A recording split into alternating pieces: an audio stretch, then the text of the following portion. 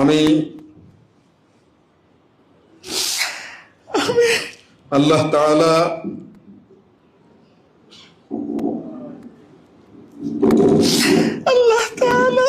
ও তাহার রাসূল সাল্লাল্লাহু আলাইহি সাল্লামের আদেশ পালন ও আনুগত্যকে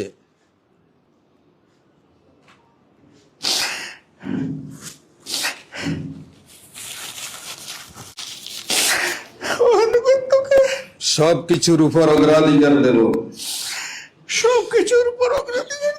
ও সর্বাধিক গুরুত্বপূর্ণ মনে করিব বাংলাদেশ জামায়াতে ইসলামীর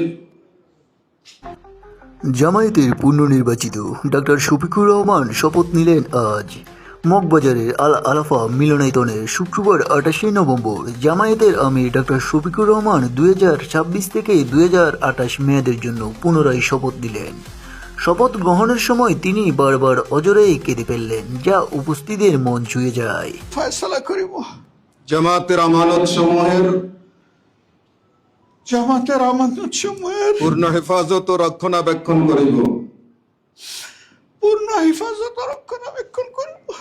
নিজে জামায়াতের গঠনতন্ত্র মানিয়া চলিব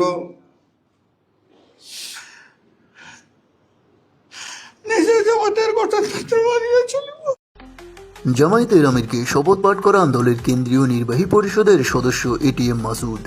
9 থেকে 25 অক্টোবরের মধ্যে 1,16,792 রুকনের ভোটে তিনি সর্বোচ্চ ভোট পেয়ে টানা তৃতীয়বার আমির নির্বাচিত হন। তবে এই শপথ গ্রহণ অনুষ্ঠানে দেশের বিভিন্ন রাজনৈতিক দলের শীর্ষ নেতা, জামায়াতের কেন্দ্রীয় নির্বাহী ও কর্ম পরিষদের সদস্যরা উপস্থিত ছিলেন।